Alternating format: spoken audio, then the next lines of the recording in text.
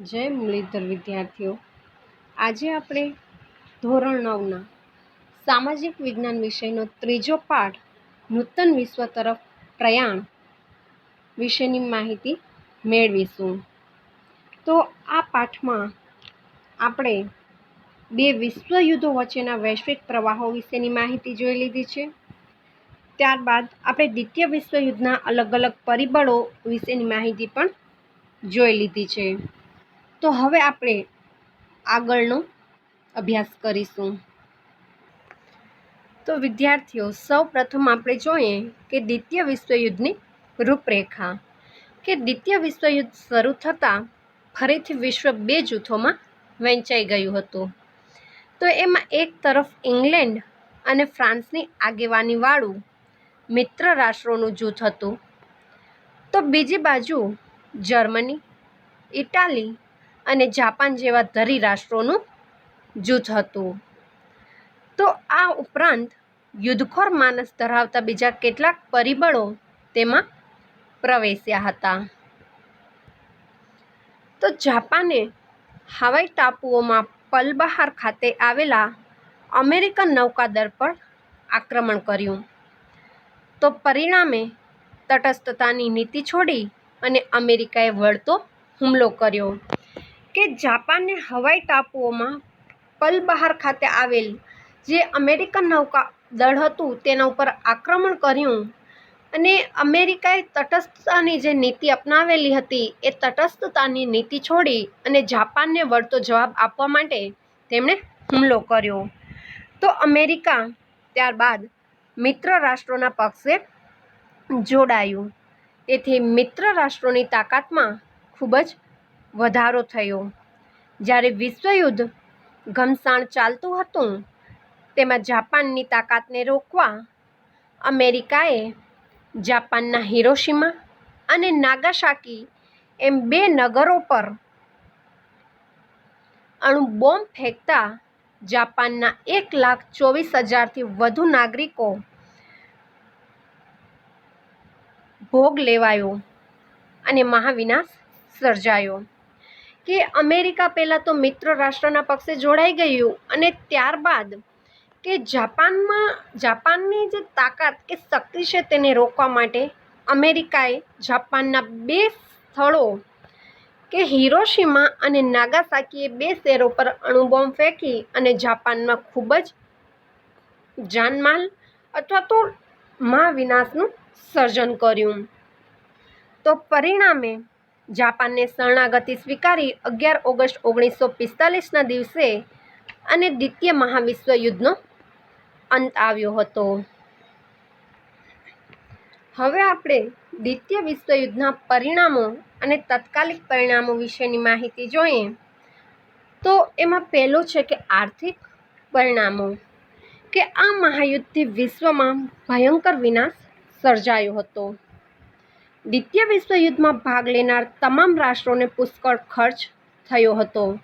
કે દ્વિતીય વિશ્વયુદ્ધને લીધે આખા વિશ્વમાં ભયંકર વિનાશ સર્જાયો હતો અને વિશ્વયુદ્ધમાં ભાગ લેનારા જેટલા પણ રાષ્ટ્રો હતા તેને અઢળક ખર્ચ થયો હતો. તો અમેરિકાએ $350 અબજ અને બીજા રાષ્ટ્રોએ $1 અબજ કરતાં વધારે ખર્ચ કર્યો. એટલી જ કિંમતી સંપત્તિનો નાશ પણ થયો હતો. કે અમેરિકાએ જે $350 અબજ અને બીજા જે રાષ્ટ્રો હતા એમણે $1 અબજ કરતાં વધારે કે આ જે ખર્ચ છે માત્ર ખાલી યુદ્ધ માટે થયો હતો. કે એ આ જે ખર્ચ છે તો કોઈ વિકાસાત્મક ખર્ચ ન કહેવાય. માત્ર ખાલી યુદ્ધના હેતુ પાછળ કોઈ પણ રાષ્ટ્ર આટલો ખર્ચ કરે તો તે ખૂબ જ અતિશય વધારે ખર્ચ કહી શકાય. અને તેની સાથે સાથે રાષ્ટ્રની ઘણી બધી સંપત્તિનો નાશ પણ થયો હતો. તો ઇંગ્લેન્ડે 2,000 કરોડની મિલકત ગુમાવી અને જર્મનીની તો કલ્પના જ કરવી રહી. કે ઇંગ્લેન્ડે 2,000 કરોડ જેટલી મિલકત પોતાના રાષ્ટ્રમાંથી ગુમાવી બેસ્યું, જ્યારે જર્મની જેવા રાષ્ટ્રની તો આપણે કલ્પના જ ન કરી શકીએ એટલી બધી સંપત્તિ અથવા તો એટલી બધી મિલકત તેમણે ગુમાવી હતી. તો દ્વિતીય વિશ્વયુદ્ધ માટે વિશ્વના રાષ્ટ્રોએ યુદ્ધમાં ઉપયોગી શસ્ત્ર સરંજામના ઉત્પાદનને વધારે મહત્ત્વ આપ્યું હતું. કે દ્વિતીય વિશ્વયુદ્ધમાં જેટલા પણ રાષ્ટ્રોએ ભાગ લીધો હતો એ તમામ રાષ્ટ્રો માત્ર ખાલી યુદ્ધમાં ઉપયોગી થાય તેવા શસ્ત્ર સરંજામના ઉત્પાદનને જ મહત્વ આપ્યું હતું. તો શસ્ત્ર સરંજામના ઉત્પાદનને મહત્વ આપવાના કારણે જીવન જરૂરિયાતની જે ચીજવસ્તુઓ હતી તેની અછત ઊભી થઈ, ઉત્પાદન ઘટવા માંડ્યું, ફુગાવો વધ્યો અને લોકોની રોજીરોટીની મુશ્કેલી પડવા લાગી. તો બજારોમાં જરૂરી માલની તંગી પડવા લાગી કે પ્રત્યેક રાષ્ટ્ર પોતાની તાકાતમાં વધારો કરવા લાગ્યું હતું કે પોતાની શક્તિનું પ્રદર્શન કરવા તત્પર હતું. તો તેને કારણે માત્ર ખાલી યુદ્ધ માટેની જે શસ્ત્ર સામગ્રી હતી તેનું જ ઉત્પાદન થતું હતું અને તેને કારણે જરૂરિયાત પૂરતી જે કે લોકોની જીવન જરૂરી જે ચીજવસ્તુઓ છે તેનું ઉત્પાદન ઘટ્યું. તો જીવન જરૂરી વસ્તુઓની બજારોમાં તંગી પડવા લાગી અને લોકોનું આર્થિક જીવન જે છે તે અસ્તવ્યસ્ત થતું હતું. તો પરિણામે વિશ્વના રાષ્ટ્રો મહામંદીમાં ધકેલાયા અને વિશ્વના રાજકારણ અને અર્થકરણમાં યુગ પ્રવર્તક ફેરફારો થયા હતા. ત્યારબાદ બીજું પરિણામ છે ચીનમાં સામ્યવાદની સ્થાપના કે રશિયામાં થયેલ બોલ્શેવિક ક્રાંતિ 1917માં એ સામ્યવાદી ધોરણે ભાવિ વિકાસ પથ ઝડપથી કંડારી જે પ્રગતિ હાંસલ કરી તેનાથી વિશ્વભરમાં ઘણા રાષ્ટ્રો પ્રભાવિત થયા હતા. કે રશિયામાં જે બોલ્શેવિક ક્રાંતિ થઈ હતી એ સામ્યવાદનો સાથ આપનારી હતી અને તે વિકાસાત્મક પગલાઓ ભરનારી ક્રાંતિ હતી અને તેનાથી વિશ્વભરમાં ઘણા બધા લોકો પ્રભાવિત થયા હતા અને ચીન પણ તેનાથી પ્રભાવિત થયું. અને દ્વિતીય વિશ્વયુદ્ધ પછી જાપાનની શક્તિ ક્ષીણ થઈ ગઈ હતી, એટલે કે જાપાનની જે શક્તિ છે તે નષ્ટ થઈ ગઈ હતી. તો આ સંજોગોમાં ચીન પરનો તેનો પ્રભાવ ઓસરી ગયો હતો અને તેનો લાભ લઈ ત્યાં કણે માઓ તસે તુંગના નેતૃત્વ તળે ચીનમાં થયેલ ક્રાંતિને અંતે સામ્યવાદી શાસનની સ્થાપના થઈ 1949માં. તો આમ ચીનમાં અનેક બાબતોનો લાભ ઉઠાવી અને માઓ તસે તુંગ નામના વ્યક્તિના નેતૃત્વ હેઠળ ચીનમાં સામ્યવાદી શાસનની સ્થાપના કરવામાં આવી હતી 1949માં. ત્યારબાદ ત્રીજું પરિણામ છે ઠંડુ યુદ્ધ કોલ્ડ વોરનો જન્મ, દૂરગામી પરિણામો કે દ્વિતીય વિશ્વયુદ્ધ બાદ વિશ્વ અમેરિકા અને રશિયા એમ બે મહાસત્તાઓમાં વહેંચાઈ ગયું હતું. કે દ્વિતીય વિશ્વયુદ્ધ પૂરું થયું ત્યારબાદ વિશ્વ આખું જે છે તે બે મહાસત્તાઓની વચ્ચે વહેંચાઈ ગયું હતું, જેમાં અમેરિકા અને રશિયાની સત્તા હેઠળ આખું વિશ્વ વહેંચાયેલું હતું. તો યુદ્ધ દરમિયાન બંને રાષ્ટ્રો મિત્ર હતા અને યુદ્ધ પછી બંને વચ્ચે મતભેદો વધતા ગયા. એટલે કે યુદ્ધ દરમિયાન અમેરિકા અને રશિયા બંને મિત્ર રાષ્ટ્રોમાં સાથે કામગીરી કરી હતી, પરંતુ દ્વિતીય વિશ્વયુદ્ધ પછી બંને વચ્ચે મતભેદો વધતા ગયા તો અમેરિકા અને રશિયા બંને જુદા પડી ગયા. તો આમ લોકશાહી દેશ અમેરિકા અને સામ્યવાદી દેશ રશિયા પરસ્પર વિરોધી જૂથો ઊભા થયા. કે અમેરિકામાં લોકશાહી શાસન વ્યવસ્થા અને રશિયામાં સામ્યવાદી શાસન વ્યવસ્થા, આમ પરસ્પર વિરોધી શાસનવાદી વ્યવસ્થા જે હતી એવા જૂથો ઊભા થયા. અને આ બંને જૂથોમાં વિશ્વના અન્ય નાના રાષ્ટ્રો પોતાની અનુકૂળતા મુજબ જોડાયા હતા. કે આ બંને જૂથોએ એકબીજાના મતનું ખંડન અને પોતાના મતના સમર્થન માટે જે વાકયુદ્ધો અને વિચાર યુદ્ધો આદર્યા કે જેણે શસ્ત્ર વિનાના ઠંડા યુદ્ધની પરિસ્થિતિનું સર્જન કર્યું. કે આ બંને જે જૂથો અમેરિકા અને રશિયા બંનેની અલગ અલગ શાસનવાદી જે વ્યવસ્થા હતી તો એ બંને રાષ્ટ્રો એકબીજાના મતનું ખંડન કરતા હતા અને પોતાના રાષ્ટ્રના મતને સમર્થન આપી અને વાકયુદ્ધો એટલે કે બોલીને અને વિચાર યુદ્ધો કે વિચારીને યુદ્ધો આદર્યા. કે આ જે યુદ્ધો હતા તે શસ્ત્ર વિનાના ઠંડા યુદ્ધની સ્થિતિનું સર્જન કર્યું હતું. કે આ જ બાબતને કારણે ઘણી વખત ત્રીજું વિશ્વયુદ્ધ થવાની સ્થિતિ સર્જાતા રહી ગઈ હતી. હવે આપણે સંયુક્ત રાષ્ટ્રો વિશેની માહિતી જોઈશું કે પ્રથમ વિશ્વયુદ્ધને અંતે વિશ્વમાં શાંતિ સ્થાપવાના હેતુથી સંયુક્ત રાષ્ટ્ર સંઘની સ્થાપના કરવામાં આવી હતી, પરંતુ રાષ્ટ્રસંઘની નિષ્ફળતા મળી તો તેને કારણે દ્વિતીય વિશ્વયુદ્ધ થયું, કે અર્થાત રાષ્ટ્રસંઘ જે છે એ નિષ્ફળ નીવડ્યું એમ આપણે કહી શકીએ. કે પ્રથમ વિશ્વયુદ્ધના પરિણામો પણ એટલા ભયંકર હતા કે લોકો વિશ્વમાં શાંતિ સ્થપાય તેના માટેના સતત પ્રયાસો કરતા રહ્યા હતા. તો પ્રથમ વિશ્વયુદ્ધને અંતે રાષ્ટ્રસંઘ નામની વૈશ્વિક સંસ્થાની સ્થાપના કરવામાં આવી, પરંતુ તેને પૂરતા પ્રમાણમાં સફળતા ન મળી, તો તેને કારણે દ્વિતીય વિશ્વયુદ્ધ થયું. તો દ્વિતીય વિશ્વયુદ્ધ પૂરું થતાં વિશ્વમાં ફરી એકવાર શાંતિ, સલામતી અને સહઅસ્તિત્વના હેતુથી રાષ્ટ્રસંઘની સ્થાપના કરવામાં આવી. તો રાષ્ટ્રસંઘની સ્થાપના 24 ઓક્ટોબર 1945ના દિવસે થઈ હતી, કે તેનું કાર્યાલય ન્યૂયોર્કમાં રાખવામાં આવી હતી. કે એનું જે કાર્યાલય છે તે ન્યૂયોર્કમાં છે. તો સંયુક્ત રાષ્ટ્રોની સ્થાપના માટે બીજા વિશ્વયુદ્ધમાં અમેરિકા જોડાયું અને ત્યારથી જ તેના આ દિશામાં પ્રયત્નો ચાલુ હતા. માનવ સ્વાતંત્ર્ય, શાંતિ અને સલામતીના હેતુસર અમેરિકાના પ્રમુખ રૂઝવેલ્ટે અમેરિકન કોંગ્રેસ સંસદને સંદેશો આપતા મહત્વની 4 સ્વતંત્રતાઓની ઘોષણા કરી. એમાં પહેલી છે વિચાર અને વાણી સ્વાતંત્ર્ય, બીજું છે ધાર્મિક સ્વાતંત્ર્ય, ત્રીજું છે આર્થિક સ્વાતંત્ર્ય અને ચોથું છે ભયમાંથી મુક્તિના અધિકારોનો સમાવેશ કરવામાં આવ્યો. તો આ પછી પ્રમુખ રૂઝવેલ્ટ અને બ્રિટનના વડાપ્રધાન ચર્ચિલે એટલાન્ટિક મહાસાગરના એક જહાજ પર 8 મુદ્દાઓનું ખતપત્ર તૈયાર કર્યું, કે જેને પાછળથી એટલાન્ટિક ખતપત્ર તરીકે ઓળખવામાં આવ્યું.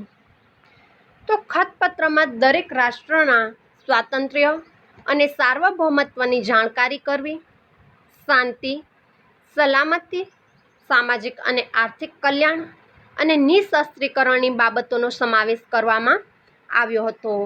કે અમેરિકાના પ્રમુખ રૂઝવેલ્ટ અને બ્રિટનના વડાપ્રધાન ચર્ચિલ દ્વારા જે એટલાન્ટિક ખતપત્ર તૈયાર કરવામાં આવ્યું હતું, એ ખતપત્રમાં રાષ્ટ્રના સ્વાતંત્ર્યને અને સાર્વભૌમત્વની જાણકારી રાખવી, એટલે કે તકેદારી રાખવી, શાંતિ, સલામતી, સામાજિક અને આર્થિક કલ્યાણ જેવી જે બાબતો છે એ તમામ બાબતોનો સમાવેશ કરવામાં આવ્યો હતો. ત્યારબાદ બ્રિટન, અમેરિકા, રશિયા અને ચીનના વિદેશ પ્રધાનો વિશ્વ શાંતિ માટે મોસ્કો ખાતે ભેગા મળ્યા હતા 1943 ઓક્ટોબરના દિવસે, કે જે મોસ્કો જાહેરાત તરીકે જાણીતી થઈ હતી. 1943 નવેમ્બરમાં તહેરાનમાં 3 માંધાતાઓની પરિષદ મળી અને વોશિંગ્ટન ખાતે 50 રાષ્ટ્રોના પ્રતિનિધિઓએ સંયુક્ત રાષ્ટ્રોનું ખતપત્ર તૈયાર કર્યું હતું 1944 સપ્ટેમ્બરના દિવસે. તો ત્યારથી શરૂ કરીને આજ સુધી 24 ઓક્ટોબરનો જે દિવસ છે તે UN દિવસ તરીકે ઉજવવામાં આવે છે. એટલે કે 24 ઓક્ટોબર 1945ના રોજ 51 સભ્ય રાષ્ટ્રો દ્વારા સંયુક્ત રાષ્ટ્રોની સ્થાપનાની જાહેરાત થઈ હતી. કે 51 સભ્ય રાષ્ટ્રો દ્વારા જે સંયુક્ત રાષ્ટ્રોની સ્થાપના થઈ તેમાં આપણા ભારત દેશનો પણ સમાવેશ થાય છે. તો ત્યારથી શરૂ કરી અને આજ સુધી 24 ઓક્ટોબરનો જે દિવસ છે તે દિવસને UN દિવસ એટલે કે યુનાઇટેડ નેશન્સ ડે તરીકે વિશ્વભરમાં ઉજવવામાં આવે છે. અને હાલ સંયુક્ત રાષ્ટ્રોમાં 193 રાષ્ટ્રો સભ્ય તરીકે છે. અને અહીં ચિત્રમાં દર્શાવેલ સંયુક્ત રાષ્ટ્રોનો રાષ્ટ્રધ્વજ છે. હવે આપણે સંયુક્ત રાષ્ટ્રોના અંગો વિશે જોઈશું કે સંયુક્ત રાષ્ટ્ર એ આખા વૈશ્વિક લેવલે કાર્ય કરતી એક સંસ્થા છે. તો એના વિવિધ અલગ અલગ અંગો છે અને તે અંગો દ્વારા અલગ અલગ કાર્યવાહી કરવામાં આવે છે. તો સંયુક્ત રાષ્ટ્રના અંગોમાં કે સંયુક્ત રાષ્ટ્રોએ તેના ઉદ્દેશ્યો સિદ્ધ કરવા જે તંત્ર ગોઠવ્યું છે તેના મુખ્ય 6 અંગો છે. એમાં પહેલું જ અંગ છે સામાન્ય સભા, કે અહીં ચિત્રમાં આપણને સામાન્ય સભા કેવી હોય છે સંયુક્ત રાષ્ટ્રોની તે જોવા મળે છે. બીજું અંગ છે સલામતી સમિતિ, ત્રીજું અંગ છે આર્થિક અને સામાજિક સમિતિ, ચોથું અંગ છે વાલી સમિતિ અને પાંચમું અંગ છે આંતરરાષ્ટ્રીય અદાલત, કે અહીં પિક્ચરમાં આપણને આંતરરાષ્ટ્રીય અદાલત વિશે જોવા મળે છે. અને સંયુક્ત રાષ્ટ્રોનું છઠ્ઠું અંગ છે સચિવાલય. તો આ અંગો પૈકી આંતરરાષ્ટ્રીય અદાલત નેધરલેન્ડના હેગ શહેરમાં આવેલી છે.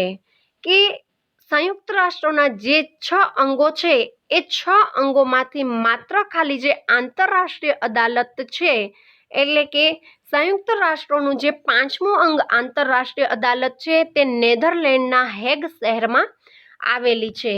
અને તે સિવાયની અન્ય સમિતિઓની જે મુખ્ય કચેરી છે તે અમેરિકાના ન્યૂયોર્ક શહેરમાં જોવા મળે છે.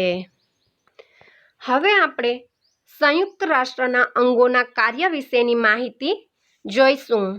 તો એમાં સૌપ્રથમ આપણે સામાન્ય સભાની કાર્યવાહી જોઈએ કે સંયુક્ત રાષ્ટ્રોનું સૌથી મોટું અંગ, એ સંયુક્ત રાષ્ટ્રોનું સૌથી મોટામાં મોટું અંગ જે છે તે સામાન્ય સભા છે.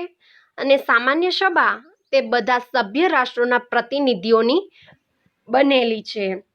એટલે કે સામાન્ય સભાના જે સભ્યો છે એ બધા જ અલગ અલગ રાષ્ટ્રના પ્રતિનિધિઓની બનેલી છે.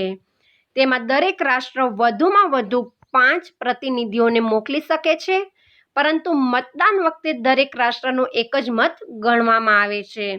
એટલે કે સામાન્ય સભામાં પ્રત્યેક રાષ્ટ્ર પોતાના 5 પ્રતિનિધિઓ મોકલી શકે છે, પરંતુ જ્યારે કોઈ પણ કાર્યવાહી થતી હોય અને ત્યારે મતદાનની જ્યારે પ્રક્રિયા આવે ત્યારે મતદાનમાં માત્ર ખાલી કોઈ પણ રાષ્ટ્રનો એક જ મત ગણાય છે. તે આંતરરાષ્ટ્રીય સંબંધોને લગતી કોઈ પણ બાબત પર ચર્ચા, સલાહ, સૂચનો કે ભલામણો કરી શકે છે. પછી મહામંત્રી દર વર્ષે જે અંદાજપત્ર રજૂ કરે તે મંજૂર કરવું તથા તેના ખર્ચના રકમની ફાળવણી કરવી.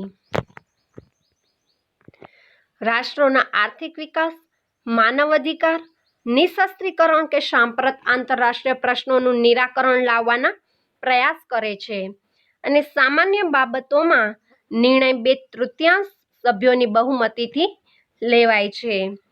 તો સામાન્ય સભા જે છે એ સંયુક્ત રાષ્ટ્રોનું સૌથી મોટું અંગ છે અને આ પ્રમાણે તેના કાર્ય છે. હવે આપણે સંયુક્ત રાષ્ટ્રોનું બીજું અંગ સલામતી સમિતિ વિશેની માહિતી જોઈએ. તો સંયુક્ત રાષ્ટ્રોનું સૌથી મહત્વનું અંગ છે કે અગાઉ આપણે સામાન્ય સભામાં જોયું કે સંયુક્ત રાષ્ટ્રોનું સૌથી મોટું અંગ સામાન્ય સભા. હવે સલામતી સમિતિ જે છે તે સંયુક્ત રાષ્ટ્રોનું સૌથી મહત્વનું અંગ છે કે તેમાં અમેરિકા, બ્રિટન, ફ્રાન્સ, રશિયા અને ચીન આ 5 કાયમી સભ્ય રાષ્ટ્ર છે અને બાકીના જે 10 છે તે બિનકાયમી સભ્યો છે. અને આ સમિતિને આંતરરાષ્ટ્રીય શાંતિ અને સલામતી જાળવવા માટે અત્યંત વિશાળ સત્તાઓ આપવામાં આવી છે. કે રાષ્ટ્રોના કોઈ પણ ઝઘડાના ઉકેલ માટે વાટાઘાટો, તપાસ કે મધ્યસ્થી દ્વારા શાંતિમય રીતે પ્રશ્નો હલ કરે છે. કોઈ પણ આંતરરાષ્ટ્રીય અગત્યની બાબતમાં નિર્ણય લેવા માટે 5 કાયમી સભ્યોમાંથી કોઈ પણ એક મત હકારાત્મક ન હોય તો તે બાબત પર નિર્ણય લઈ શકાતો નથી. 5 કાયમી સભ્ય રાષ્ટ્રોની આ સત્તાને વીટો નિષેધાધિકાર કહે છે કે કોઈ પણ સમય જ્યારે અગત્યનો નિર્ણય લેવાનો હોય છે ત્યારે 5 કાયમી સભ્યોમાંથી 5 સભ્યોનો હકારાત્મક મત હોવો જોઈએ, પરંતુ જો કોઈ પણ એક રાષ્ટ્રનો હકારાત્મક મત ન હોય તો તે બાબત ઉપર નિર્ણય લઈ શકાતો નથી, અને જે નકારાત્મક મત પડે છે એને વીટો નિષેધાધિકાર તરીકે ઓળખવામાં આવે છે. અને રશિયાએ વીટોનો સૌથી વધુ વખત ઉપયોગ કરેલો છે.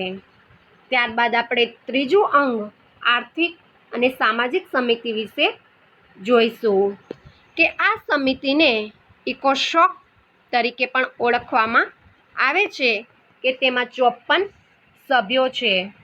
સામાન્ય સભા તેના નિવૃત્ત થતા 2/3 સભ્યોને 3 વર્ષ માટે ચૂંટે છે, કે સામાન્ય સભા જે છે તેના નિવૃત્ત થતા જે 2/3 સભ્યો છે તેને 3 વર્ષ માટે આ સમિતિમાં ચૂંટે છે. તો આ સમિતિ ધર્મ, જાતિ, પ્રદેશ કે ભેદભાવ વગર વિશ્વના રાષ્ટ્રોની પ્રજાઓનું જીવન ધોરણ ઊંચું લાવવાનો પ્રયત્ન કરે છે. તો આ સમિતિ અને તેની પેટા સમિતિઓ વિશ્વભરમાં કાર્ય કરે છે. તો આ સમિતિની જે પેટા સમિતિઓ વિશ્વભરમાં કાર્ય કરે છે તે તમામ વિશેની માહિતી હવે આપણે જોઈએ. તો પહેલી જ છે WHO, કે જેને વિશ્વ આરોગ્ય સંસ્થા તરીકે ઓળખવામાં આવે છે, કે WHOનું કાર્ય વિશ્વના માનવીઓનું સ્વાસ્થ્ય સુધારણાનું કાર્ય કરે છે. કે અત્યારના પણ આપણે કોરોનાની પરિસ્થિતિ જોઈએ છીએ ત્યારે કોરોના આખા વિશ્વમાં જ્યારે ફેલાયેલો છે ત્યારે કોઈ પણ એના વિશેની નિર્ણય લેવા હોય અથવા તો અગત્યની કોઈ પણ બાબતો રજૂ કરવાની હોય છે ત્યારે WHO દ્વારા તેનું તમામ સંપૂર્ણ કાર્ય કરવામાં આવે છે. ત્યારબાદ બીજી પેટા સમિતિ છે IMF, ઇન્ટરનેશનલ મોનેટરી ફંડ, કે જેને આંતરરાષ્ટ્રીય બેંક તથા નાણાં ભંડોળ તરીકે ઓળખવામાં આવે છે, કે જેનું કાર્ય નાણાકીય સ્થિરતા સ્થાપવાનું છે. કે ઇન્ટરનેશનલ મોનેટરી ફંડ દ્વારા આખા વિશ્વમાં નાણાકીય સ્થિરતા સ્થપાય છે. ત્યારબાદ છે FAO, કે આંતરરાષ્ટ્રીય ખાદ્ય અને કૃષિ સંસ્થા, કે તે ખેત પેદાશ, જંગલો અને માછલીઓનું ઉત્પાદન વધારવા, પોષણનું ધોરણ ઊંચું લાવવા સહાય કરે છે. એના પછી છે યુનિસેફ, કે જે બાળકો માટેનું આકસ્મિક મદદ ભંડોળ છે, કે જે વિશ્વના બાળકોનું સ્વાસ્થ્ય સુધારવા, પૌષ્ટિક ખોરાક, શિક્ષણ અને બાળ કલ્યાણની પ્રવૃત્તિઓ કરે છે. તો યુનિસેફ ખાસ કરી અને બાળકોના સ્વાસ્થ્ય સંબંધિત તમામ કાર્ય કરે છે. ત્યારબાદ છે યુનેસ્કો, કે શૈક્ષણિક, વૈજ્ઞાનિક અને સાંસ્કૃતિક સંસ્થા, કે આ સંસ્થા નિરક્ષરતા નિવારણ, શિક્ષણ દ્વારા માનવીનું જીવન ધોરણ ઊંચું લાવવું, શિક્ષણ, વિજ્ઞાન અને સાંસ્કૃતિક સાધનો દ્વારા રાષ્ટ્રો વચ્ચે સહકાર વધારવાનું કાર્ય કરે છે. તો આ રીતના યુનેસ્કો એ શૈક્ષણિક, વૈજ્ઞાનિક અને સાંસ્કૃતિક સંસ્થા તરીકે ઓળખાય છે.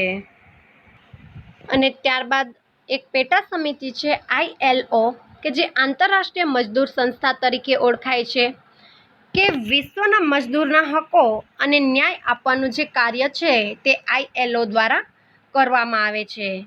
કે ઘણી બધી વખત આપણે જોઈએ છીએ કે વિશ્વના જે મજૂરો છે તેને ખૂબ જ અન્યાય અને તેમનું ખૂબ જ શોષણ થતું હોય છે, તો તેવું ન બને તો તેના માટે આ સમિતિ દ્વારા કાર્ય કરવામાં આવે છે. તો આ ઉપરાંત પણ તેની પેટા સંસ્થાઓ અને પ્રાદેશિક સમિતિઓ પણ છે કે જે વિવિધ કાર્યો કરે છે. ત્યારબાદ સંયુક્ત રાષ્ટ્રોનું ચોથું અંગ છે વાલી સમિતિ, કે આ સમિતિમાં 5 કાયમી સભ્ય રાષ્ટ્ર હોય છે, કે તેમને સામાન્ય સભા પસંદ કરે તે દેશના પ્રતિનિધિઓ હોય છે કે વાલી સમિતિમાં 5 કાયમી સભ્ય રાષ્ટ્રોનો સમાવેશ કરવામાં આવે છે અને આ 5 કાયમી જે સભ્ય રાષ્ટ્રો છે તેમને સામાન્ય સભા દ્વારા પસંદ કરવામાં આવે છે. તો અગાઉ વાલીપણા મેન્ડેટ હેઠળ જે પ્રદેશો હતા તેમાં જે પ્રદેશોને સ્વતંત્રતા મળી ન હતી તેવા અને દ્વિતીય વિશ્વયુદ્ધમાં પરાજિત થયેલ પ્રદેશોની દેખરેખ માટે તેમજ તેમના સામાજિક, આર્થિક, રાજકીય જેવી તમામ બાબતોનો વિકાસ થાય તે જોવાની ફરજ વાલી સમિતિની છે. ત્યારબાદ 5મું અંગ આંતરરાષ્ટ્રીય અદાલત વિશે જોઈશું. અહીં પિક્ચરમાં આપણને સંયુક્ત રાષ્ટ્રોની આંતરરાષ્ટ્રીય અદાલત જોવા મળે છે કે સંયુક્ત રાષ્ટ્રોની આંતરરાષ્ટ્રીય અદાલત આ પ્રકારની છે. તો આંતરરાષ્ટ્રીય અદાલતનું મુખ્ય મથક નેધરલેન્ડના હેગ શહેરમાં છે કે તેમાં 15 ન્યાયમૂર્તિઓ હોય છે, એટલે કે 15 ન્યાયાધીશો હોય છે અને જે 9 વર્ષ માટે નિયુક્ત થાય છે, એટલે કે 9 વર્ષ માટે તેમની નિમણૂક કરવામાં આવે છે. તો કોઈ પણ બે રાષ્ટ્રો વચ્ચેના વિવાદોનો નિકાલ કરે છે. રાષ્ટ્રો વચ્ચેનો ઝઘડો અદાલત સમક્ષ રજૂ કરવામાં આવે તો તેને ચુકાદો આપે છે અને કાયદા વિષયક સલાહ આપવાનું કાર્ય કરે છે. આમ આંતરરાષ્ટ્રીય ક્ષેત્રે રાષ્ટ્રો વચ્ચેના જે કોઈ પણ વાદ વિવાદો હોય છે તેનો ઉકેલ લાવવાનું કાર્ય આંતરરાષ્ટ્રીય અદાલત કરે છે. ત્યારબાદ 6થું અંગ છે સચિવાલય, કે સંયુક્ત રાષ્ટ્રોના મહામંત્રીની કચેરીને સચિવાલય કહે છે. કે સંયુક્ત રાષ્ટ્રોના જે મહામંત્રી છે તેની જે કચેરી છે એને સચિવાલય તરીકે ઓળખવામાં આવે છે. સામાન્ય સભા તેના મહામંત્રીની નિમણૂક 5 વર્ષ માટે કરે છે. કે સામાન્ય સભા જે છે તે મહામંત્રીની નિમણૂક 5 વર્ષ માટે કરે છે, એટલે કે મહામંત્રી 5 વર્ષ સુધી પોતાના હોદ્દા ઉપર રહે છે. મહામંત્રીને કાર્યોમાં મદદ કરવા માટે મંત્રીઓ, વ્યવસ્થાપકો, મદદનીશો, ભાષાંતરકારો અને નિષ્ણાતોનો સમાવેશ કરવામાં આવે છે. અને સંયુક્ત રાષ્ટ્રોનું સચિવાલય ન્યૂયોર્કમાં છે.